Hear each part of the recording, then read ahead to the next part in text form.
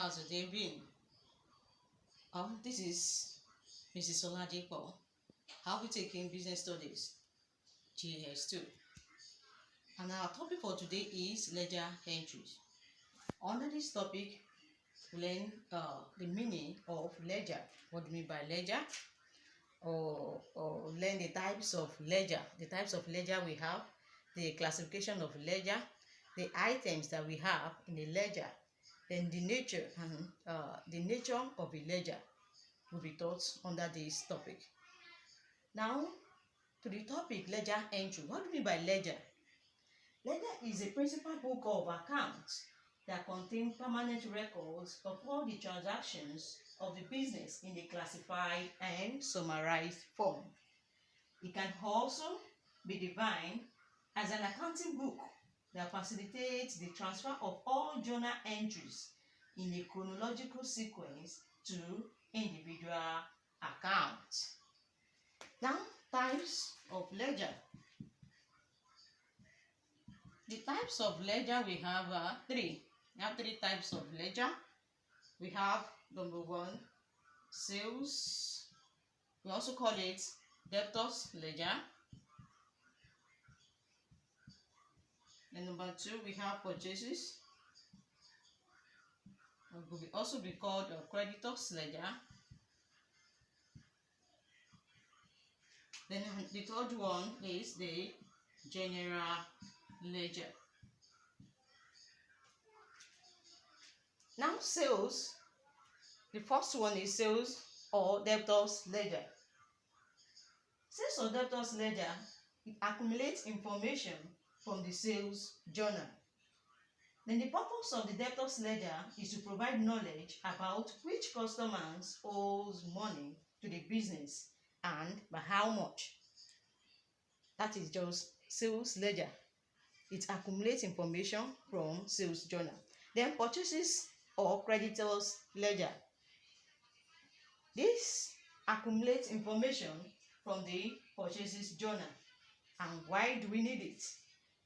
It provides us with the knowledge about which suppliers the business owes. Which supplier the business owes money and how much. Now to the general ledger. The general ledger contains the nominal and real accounts. The general ledger will be used quite a lot because it contains the sales account, purchases account, returns inward and return outward accounts, as well as all the other accounts for assets, expenses, income, etc. So these are the types of ledger we have. Now we'll move down to the classification of ledger. Classification of ledger accounts. Ledger can also be classified into two. Can classify ledger into two. First one is personal accounts, personal ledger accounts. Then the second one is impersonal ledger accounts. The personal account contains accounts of individuals. It's majorly for debtors and creditors. The impersonal accounts, they are accounts that deal with assets, revenue, and expenditure. It includes real and nominal accounts. Real and nominal accounts.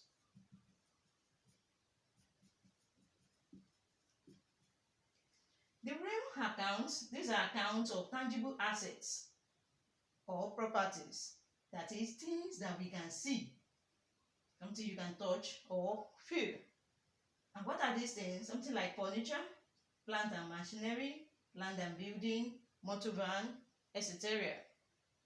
Then the nominal accounts, they contain accounts, there are those accounts in the income state, which is the summary of the revenue and expenses of the business for a period of time. So nominal accounts are accounts relating to incomes, expenses, gains, and losses. So these are the two types of impersonal accounts. Now, in a diagrammatical form, we can illustrate this classification account.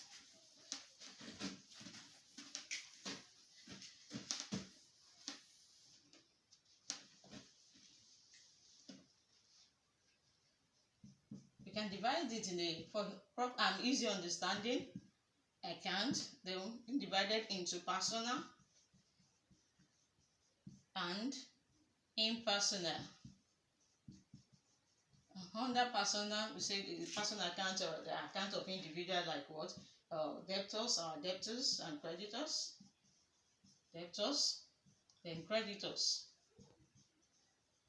While the impersonal, this one we can divide it into two: real accounts and nominal accounts.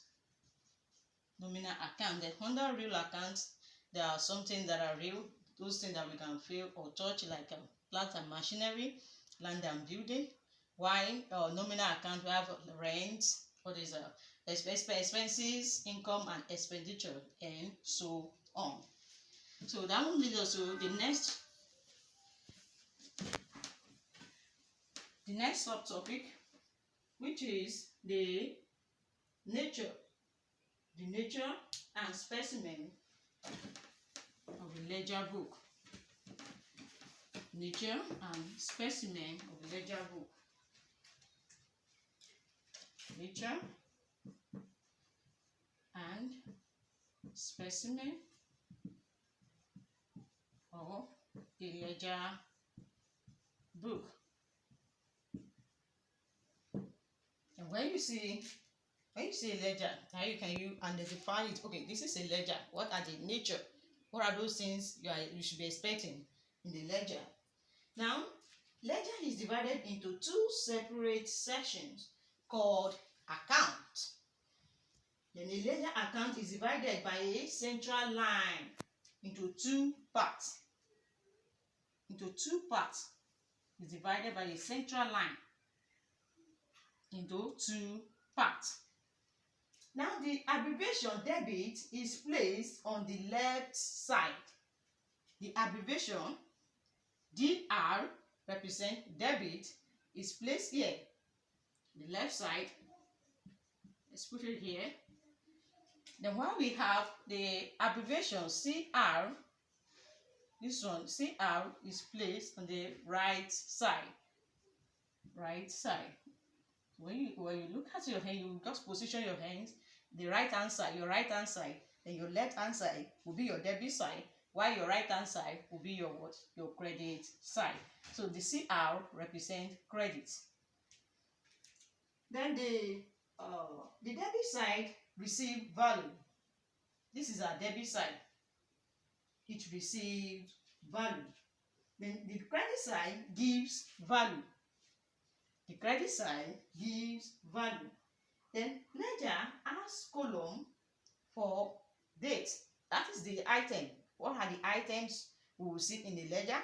It has column for date. This is the column. We have column for date. We have column for particular. Column for particular. Folio. And amount. Look on both sides. This is the debit side to be repeated on the credit side too. So you have it again here: date, particular. We have the folio and the amount. So these are the items you can find in the ledger: date, particular, folio, amount on both sides. Both on the debit side and on the credit side. So ledger has column for date, particular, folio, and amount on both sides. Then the folio. This folio, the date is the date which the transaction occur. Then the particular is the description of that particular thing we are talking about. What did you purchase? What did you buy? Or what did you sell out that day? Will be recorded. The description of what really happened that day will be recorded there. Then our folio, the folio side is known as the pages. The pages which are numbered consecutively for easy identification. So at times, if you are given the folio number, you record it. But if there is no folio number, you leave it blank on both sides. If you have the folio number, don't forget, you record the folio number. But if the folio number is not given, you leave it like that. So the amount is the amount of that particular thing we are talking about. The description here, don't forget the description here, like maybe we purchase goods, I mean motor van. So how much is that motor van we purchase? Or how much is that the cash we receive? How much is it? And if you purchase a motor van, how much is a motor van? That's the amount of that particular thing we're talking about. Now, this is a nature and specimen, the items you find in a ledger. Then, what the importance of a ledger? Ledger is very, very important. It's a permanent record of transaction. It helps in the preparation of balance sheets. Then, it aids preparation of trial balance in order to check the arithmetic accuracy of costings. Then, the totality of the ledger shows detailed transactions of an organization, that is the financial position. It also helps to know the profit or loss because it aids preparation of profit and loss accounts. Now, this is where we are going to stop for today. So far, we have learned the meaning of ledger. We have learned about the types of ledger we have, the classification of ledger, then the nature and the items we can find in the ledger. So this is where we are going to stop for today. I believe you have gained something. So join me next week, same time. Stay safe.